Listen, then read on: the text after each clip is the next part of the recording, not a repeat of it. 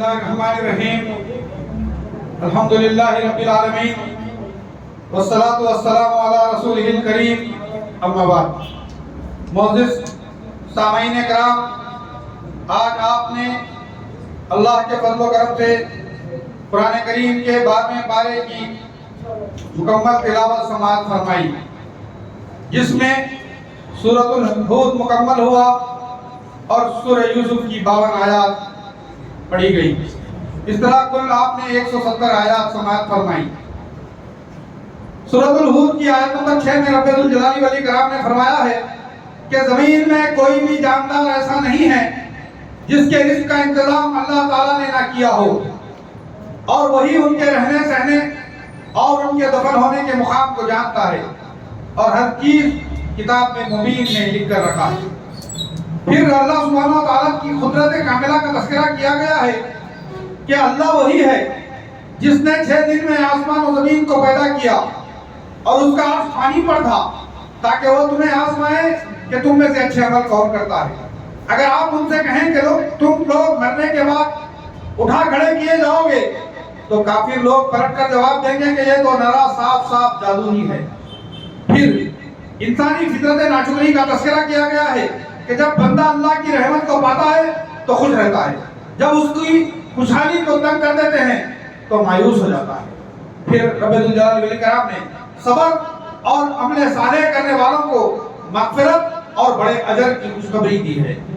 مشرکین کی جانب سے کیے جانے والے اعتراضات اور تنز و تشیع پر رسول اکرم صلی اللہ علیہ وسلم کو تسلی دی گئی ہے، کیونکہ مشرکین کہا کرتے تھے اس پر کوئی خزانہ کیوں نہیں اترا یا اس کے ساتھ فرشتہ ہی آتا۔ سن لیجئے، آپ تو صرف ڈرانے والے ہی ہیں اور ہر چیز کا ذمہ دار اللہ تعالیٰ ہے۔ پھر بتایا گیا ہے کہ مشرک قرآن کا انکار کرتے ہیں، کہتے ہیں کہ اس قرآن کو اسی لیے گھڑا ہے۔ ان سے کہیے کہ تم بھی اس کے مثل 10 صورتیں کھڑی ہوئی لے آؤ، اور اللہ کے سوا جسے چاہو اپنے ساتھ بلا لو اگر تم سچے ہو۔ پھر کہا گیا ہے کہ دنیا کے طلبگار کے لیے دنیا سنوار دی جاتی ہے، اس میں کچھ بھی کم نہیں کیا جاتا، لیکن ایسے لوگوں کے لیے آخرت میں سوائے آگ کے کچھ بھی نہیں ہے، ان کی ساری محنتیں بیکار ہو جائیں گی۔ پھر منکرین آخرت کی نشاندہی کی گئی ہے جو اللہ کی راہ سے روکتے ہیں اور اس میں کہیں تلاش کر لیتے ہیں، یہی عاقبت کے منکر ہیں۔ پھر ایمان عمل صالح کرنے اور اپنے رب کی جانب رجوع کرنے والوں کی تعریف بیان کی گئی ہے کہ وہی جنت والے ہیں جس میں وہ ہمیشہ رہیں گے۔ پھر مومنین و کافرین، سعادت مندوں اور بد نصیبوں کی مثال بیان کی جا رہی ہے کہ ان دونوں فرقوں کی مثال اندھے بہرے اور دیکھنے سننے والے جیسی ہے۔ کیا یہ دونوں مثال میں برابر ہیں؟ کیا پھر بھی تم نصیحت حاصل نہیں کرتے؟ پھر نوح علیہ السلام اور ان کی خوف کا واقعہ بیان کیا گیا ہے کہ دعوت نوح کی تفصیل بتائی گئی ہے۔ اس دعوت پر قوم کے سرداروں اور لوگوں نے جھگڑا کیا۔ اللہ نے نوح کو حکم دیا کہ وہ اللہ کی نگرانی اور وحی کے مطابق کشتی بنائیں۔ جب کشتی بن گئی تو اس میں مومنین اور اس وقت کی تمام مخلوقات کے جوڑوں کو سوار کرانے کا حکم دیا۔ اللہ کا عذاب آیا، کشتی بحکم الہی چل پڑی، ساری قوم غرق ہو گئی۔ نوح نے اپنے بیٹے کے لیے دعا مانگی تو اللہ نے کہا نوح یہ تمہارا بیٹا مومن نہیں تھا، اس کے حق میں دعا نہیں مانگنا ورنہ نادان بنا دیے جاؤ گے۔ نوح نے اللہ سے معافی طلب کی اور ان کا بیٹا ڈبو دیا گیا۔ پھر رسول اکرم صلی اللہ علیہ وسلم کو مخاطب ہو کر اللہ نے کہا یہ واقعہ نہ آپ جانتے تھے نہ آپ کی قوم جانتی تھی، ہم نے نصیحت کے لیے بیان کیا ہے۔ ان مکہ والوں کی ایذا رسانیوں پر آپ صبر کریں۔ پھر قوم عاد کا تذکرہ کیا گیا ہے۔ انہوں نے اپنی قوم کو ایک اللہ کی عبادت کی دعوت دی، قوم اعراض کرنے لگی اور جب وہ جدال پر اتر آئی، اللہ کا عذاب اس قوم پر نازل ہوا اور مومنین بچا لیے گئے۔ پھر صالح علیہ السلام کی قوم سمود کا تذکرہ کیا گیا ہے۔ صالح نے انہیں دعوت دی کہ وہ ایک اللہ کی عبادت کرے، اور یہ اللہ کی اونٹنی ہے جس کو اللہ کی زمین پر آزاد کرنے دیں۔ قوم نے انکار کیا، اونٹنی کے پیر کاٹ دیے۔ صالح نے کہا 3 دن انتظار کرو، اللہ کا عذاب آئے گا۔ اللہ کا عذاب صیحہ آیا اور وہ اپنے گروہی میں دفن کر دیے گئے۔ پھر ابراہیم علیہ السلام کا واقعہ بیان کیا گیا ہے کہ ایک دن اچانک فرشتے ان کے گھر تشریف لائے. انہوں نے کہا کہ ہم اللہ کے فرشتے ہیں, آپ کو اللہ نے اسحاق اور ان کے بعد یعقوب علیہ السلام کی خوشخبری دی ہے. یہ سن کر ابراہیم کی بیوی کھلکھلا اٹھی کہ اس بڑھاپے میں اولاد. کہا اللہ کی رحمت پر تعجب کی بات ہے. پھر لوط علیہ السلام اور ان کی قوم کا تذکرہ کیا گیا ہے کہ فرشتے لوط علیہ السلام کے پاس آئے, ان کی قوم برائی پر اتر آئی. فرشتوں نے کہا اے لوط ہم اللہ کے فرشتے ہیں, یہ لوگ ہمارا کچھ بھی نہیں بگاڑیں گے. ایسا کرو کہ تم سارے ایمان والوں کو لے کر رات ہی میں نکل پڑو, بس ان کا وقت صبح ہی تک ہے. اور ان کی بستیوں کو اوندا کر دیا گیا. پھر شعیب علیہ السلام کی قوم کا تذکرہ کیا گیا ہے جو مدین کے نبی بنا کر بھیجے گئے تھے. انہوں نے ایک اللہ کی عبادت کی دعوت دی اور ان کی برائیوں سے منع کیا, انہیں ڈرایا کہ دیکھو ابھی ابھی قوم لوط پر عذاب آیا ہے جو تم سے دور نہیں. اللہ نے ان پر صیحہ نام کا عذاب نازل کیا, وہ اپنے گھروں ہی میں دفن کر دیے گئے. شعیب اور اہل ایمان کو بتا دیے گئے. پھر موسیٰ علیہ السلام اور ان کی قوم کا تذکرہ کیا گیا ہے. اللہ تعالیٰ نے موسیٰ علیہ السلام کو واضح دلائل کے ساتھ فرعون اور اس کے درباریوں کی جانب بھیجا. قیامت کے دن فرعون اور اس کی قوم آگ پر پیش کی جائے گی. دنیا میں بھی وہ ملعون ہیں اور آخرت میں بھی وہ ملعون رہیں گے. پھر رسول اکرم صلی اللہ علیہ وسلم اور اہل ایمان کو استقامت کی تلقین کی جا رہی ہے کہ بس آپ جمے رہیں جیسا کہ آپ کو حکم دیا گیا ہے, اور وہ لوگ بھی جو آپ کے ساتھ توبہ کر چکے ہیں. خبردار تم حد سے نہ بڑھنا, اللہ تمہارے تمام اعمال کو دیکھنے والا ہے. پھر رسول اکرم صلی اللہ علیہ وسلم کو حکم دیا گیا ہے کہ وہ رات اور دن میں نماز قائم کرتے رہیں, نیکی کرتے رہیں. نیکیاں برائیوں کو ختم کر دیتی ہے. یہ نصیحت ہے نصیحت مندوں کے لیے, اور صبر کرتے رہیں. پھر بتایا گیا ہے کہ اللہ تعالیٰ اسی وقت عذاب بھیجتا ہے جب قومیں ظالم بن جاتی ہیں.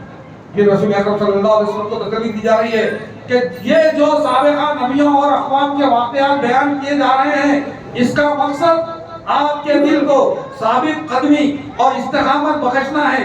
اس میں بہت بڑی نصیحت ہے ایمان والوں کے لیے.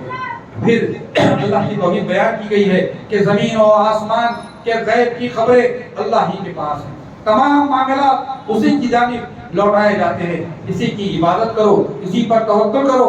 وہ تمہارے اعمال سے, تمہارے تمام اعمال سے اللہ غافل نہیں ہے. الحمدللہ یہاں سورۃ الہود مکمل ہوئی. پھر قرآن پاک کی 12ویں سورت جسے ہم سورہ یوسف کے نام سے جانتے ہیں, جو مکی سورت ہے, جس میں 12 رکوع, 111 آیات اور 1795 الفاظ اور 7307 حروف موجود ہیں. سورۃ یوسف کا آغاز ہوتا ہے کہ عربی کی فضیلت کی خبر دی گئی ہے. اللہ نے قرآن مجید میں عربی زبان میں قرآن پاک کو نازل کیا. یوسف علیہ السلام کے واقعے کو احسن القصص کہا گیا, سب سے بہترین واقعہ جس کو کہتے ہیں. پھر یوسف علیہ السلام کے بچپن کا خواب بیان کیا گیا ہے کہ 11 ستارے, چاند اور سورج انہیں سجدہ کر رہے ہیں. یوسف علیہ السلام کی فضیلت بیان کی گئی ہے کہ اللہ تعالیٰ نے تعویل احادیث کا علم عطا فرمایا ہے. پھر اللہ تعالیٰ نے کہا یوسف اور ان کے بھائیوں کے واقعے میں بہت سی نصیحتیں ہیں. بھائیوں نے یوسف کو زمین میں گم کر دینے کا منصوبہ بنایا. ایک بھائی نے کہا انہیں قتل کرنے کا مشورہ دیا, ایک نے کہا قتل مت کرو بلکہ اندھیرے کنویں میں ڈالو. پھر اخوان یوسف کی منصوبہ بندی اور سازش بیان کی گئی ہے کہ وہ اپنے والد سے اصرار کرنے لگے کہ یوسف کو سیر و تفریح کو بھیجے. والد نے کہا نہیں, اس کی جدائی مجھے محکوم کر دے گی, میں ڈرتا ہوں کہ کہیں بھیڑیا نہ کھائے جائے. بالآخر یوسف کو لے جانے کی اجازت مل گئی. بالآخر حسب منصوبہ کنویں میں پھینک دیا گیا.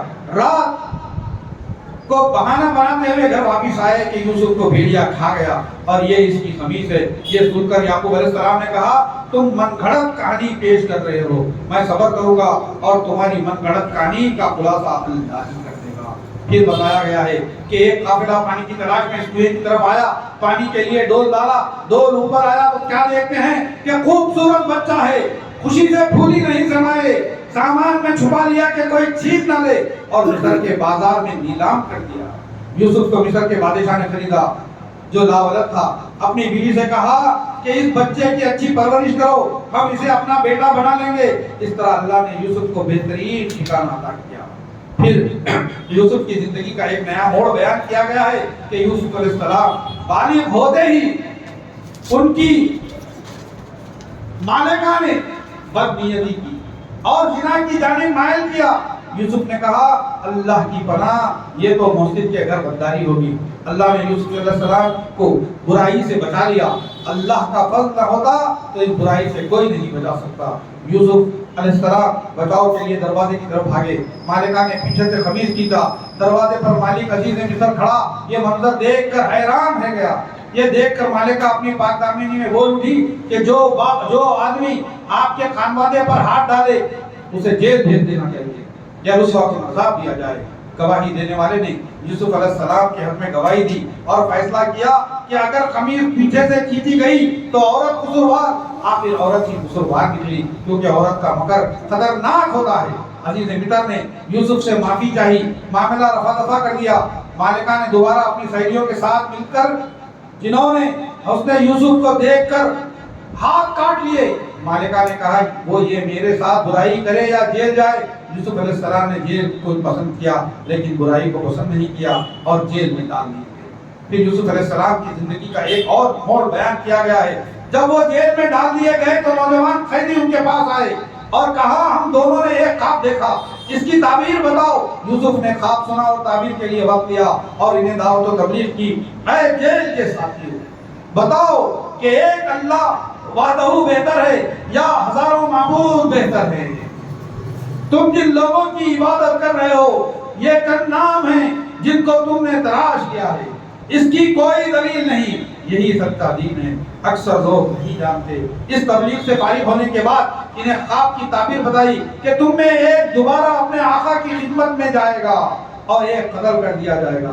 جب ایک بندہ ہو رہا تھا تو یوسف نے اس سے کہا تم جا کر عزیز مصر کے سامنے میرا تذکرہ کرنا۔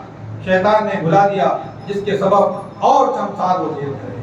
پھر ایک اور واقعہ بیان کیا گیا ہے کہ بادشاہ مصر نے ایک خواب دیکھا، اس کی تعبیر درباریوں میں سے کوئی نہیں جانتا تھا۔ وہ قیدی جو آزاد ہو کر آیا تھا اسے یوسف علیہ السلام کا تذکرہ یاد آ گیا، فوراً یوسف علیہ السلام کے پاس آیا اور خواب کی تعبیر پوچھنے لگا۔ یوسف علیہ السلام نے خواب کی تعبیر بیان کر دی۔ خادم جا کر ساری تعبیر بادشاہ کو سنایا۔ پھر بتایا گیا ہے کہ بادشاہ نے کہا اس تعبیر بتانے والے کو میرے سامنے پیش کرو۔ قاصد جیل آیا اور یوسف سے کہا بادشاہ نے آپ کو یاد کیا ہے۔ یوسف نے کہا جاؤ پہلے اس سے پوچھو کہ ان عورتوں کا کیا ہوا جنہوں نے اپنے ہاتھ کاٹ لیے تھے، جن کے مکر سے میرا رب خوب واقف ہے۔ بادشاہ مجبور ہو کر ان کی عورتوں سے یوسف کے کردار کے بارے میں حقیقت حال معلوم کیا۔ انہوں نے کہا یوسف پاک باز ہے۔ مالکہ نے کہا میں نے ہی اسے بہکانے کی کوشش کی تھی، وہ بے قصور ہے۔ الحمدللہ اللہ تعالیٰ خیانت کرنے والوں کو پسند نہیں کرتا۔ یہاں پر ہم نے قرآن پاک کی اس سورۃ یوسف کی 52ویں آیت تک ترجمہ و تفسیر سنی ہے اور 12واں پارے کو مکمل کیا ہے۔ اس کا ماباقی حصہ کل انشاءاللہ قرآن پاک کے 13ویں پارے میں آئے گا۔ آپ کے سامنے انشاءاللہ قدم پیش کرنے کی سعادت حاصل کریں گے۔ اللہ تبارک و تعالیٰ سے دعا ہے کہ اللہ تبارک و تعالیٰ ہم تمام کو سچا و پکا مسلمان بنائے، ہم تمام کو شیطانی وسوسوں سے محفوظ رکھے، ہم تمام کے گھروں میں خیر و برکت عطا فرمائے، ہم تمام کے کاروبار میں خیر و برکت عطا فرمائے، ہم میں جو بیمار ہیں انہیں شفا عاجلہ و کاملہ نصیب فرمائے، ہم میں جو قرضدار ہیں اللہ تعالیٰ ان کے قرضوں کی ادائیگی کے اسباب بنائے، ہم تمام کو عزت و وقار کی زندگی عطا فرمائے۔ اللہ تبارک و تعالیٰ آنے والے الیکشن میں ظالموں سے ہم سب کو نجات دلائے، ایسے لوگوں کو منتخب کرے جو تمام لوگوں کے ساتھ انصاف کرے، تمام لوگوں کے حقوق ادا کرے، تمام لوگوں کے ساتھ ہر قسم کی ناانصافی سے بچے رہے۔ اے اللہ ہم تجھ سے سوال کرتے ہیں مسلم قیادت کی تو حفاظت فرما، مسلم قیادت کو تو قوت و طاقت عطا فرما۔ اے اللہ تمام مسلمانوں کو قوت و طاقت عطا فرما، قرآن پاک کی حفاظت کرنے کی توفیق عطا فرما، اللہ تیرے دین کی شریعت کی حفاظت کرنے کی توفیق عطا فرما۔ اے اللہ ہمیں اپنا کردار ادا کرنے کی توفیق عطا فرما۔ اے اللہ ہم کمزور ہیں، ناتواں ہیں، لیکن تو ہمیں عزت و وقار عطا فرما، قوت و طاقت عطا فرما، ہم بولنے کی طاقت عطا فرما، تیرے دین کی حفاظت کرنے کی توفیق عطا فرما، ہم تمام کو جو کر کے عزت رکھے، ہم تمام کا خاتمہ ایمان پر فرما، ہمارے بوڑھے ضعیف والدین جو گزر چکے ہیں اللہ تعالیٰ ان کی مغفرت فرما، ان کو جنات النعیم و فوز عظیم میں جگہ عطا فرما، اور ہم تمام کو جب اس دنیا سے جانے کا وقت آئے تو کلمہ طیبہ لا الہ الا اللہ محمد رسول اللہ ہماری زبانوں پہ نکال دے، اور ہم تمام کا خاتمہ ایمان پر فرما۔ سبحان ربک رب العزت عما یصفون وسلام علی المرسلین والحمد للہ رب العالمین۔ السلام علیکم ورحمۃ اللہ وبرکاتہ۔